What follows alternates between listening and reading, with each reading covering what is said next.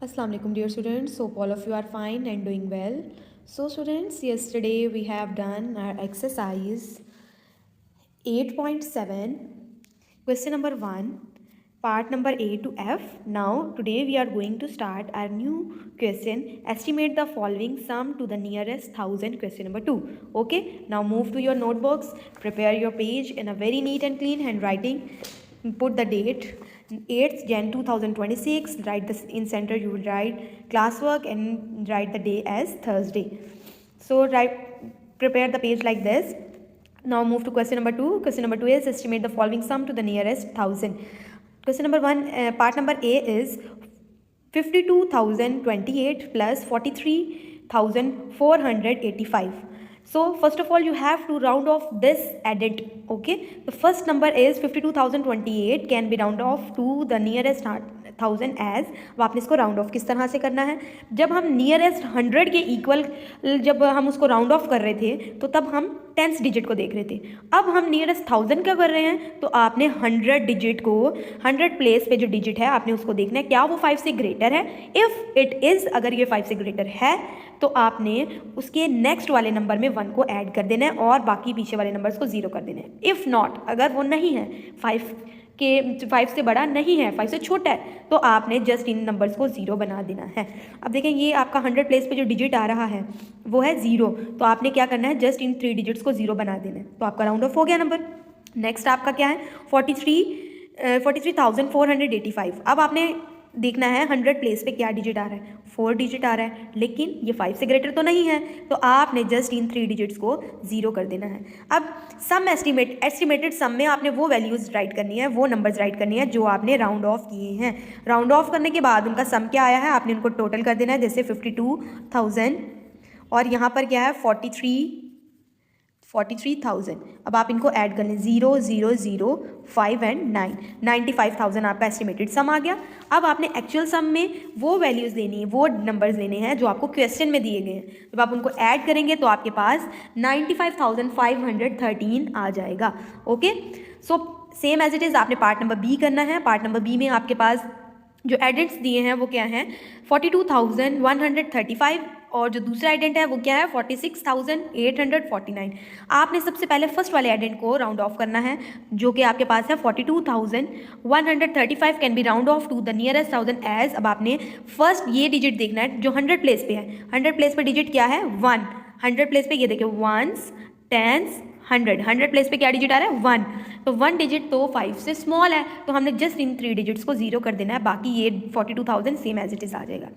अब आपने इसी तरह से नेक्स्ट वाला एडेंट को भी करना है. तो यहाँ पर देखिए 1s 10s और 100, तो जो आपके पास 100 प्लेस पे डिजिट आ रहा है ये 5 से ग्रेटर है. अब आपने क्या करना है इन 3 डिजिट्स को 0 कर देना है और जो 1000 प्लेस वाला डिजिट है उसमें 1 को ऐड कर देना है, तो आपके पास आ जाएगा 47,000.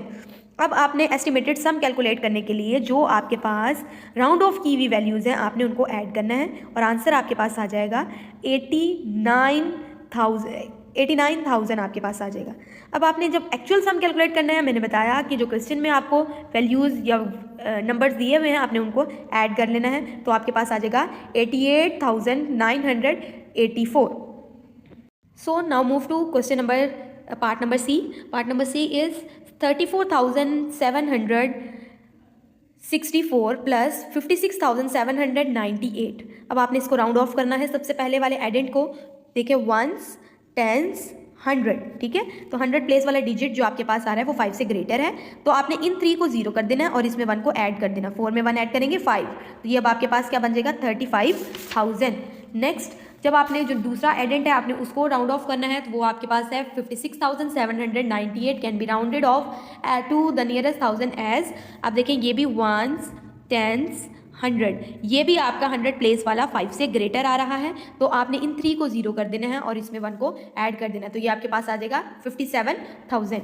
अब एस्टिमेटेड सम के लिए हम कौन से डिजिट्स लेते हैं, तो बेटा हम एस्टिमेटेड सम के लिए जो हमारे पास राउंड ऑफ किए हुए नंबर्स होते हैं आप उनको ऐड करते हैं, तो वो आपके पास एस्टिमेटेड सम बनाते हैं. ठीक है, तो देखिए 35,000 उसमें आपने 57,000 को ऐड कर देना है.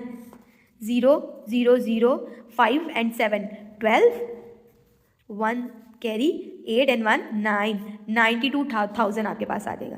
इसी तरह आपने एक्चुअल सम कैलकुलेट करना है, ठीक है बेटा। तो आपने एक्चुअल सम कैलकुलेट करने के लिए आपने क्या करना है बेटा, जो आपके पास क्वेश्चन में नंबर्स दिए हुए हैं आपने उनको ऐड करना है, तो आपके पास 91,562 आ जाएगा।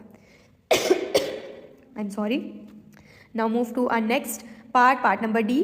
Question is 53,485 plus 27,930।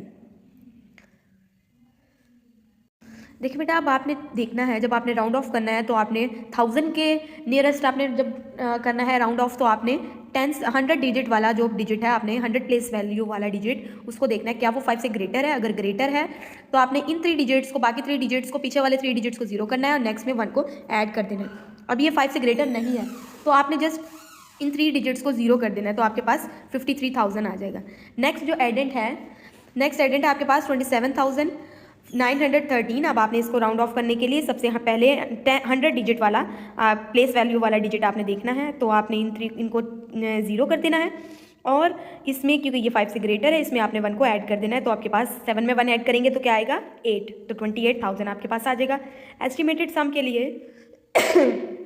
एस्टिमेटेड सम के लिए आपने जो राउंड ऑफ की हुई वैल्यूज़ हैं आपने इनको ऐड करना है और एक्चुअल सम कैलकुलेट करने के लिए जो आपके पास क्वेश्चन में नंबर्स दिए गए हैं आपने इनको ऐड करना है, तो ये आपके पास एक्चुअल सम आ जाएगा 81,398।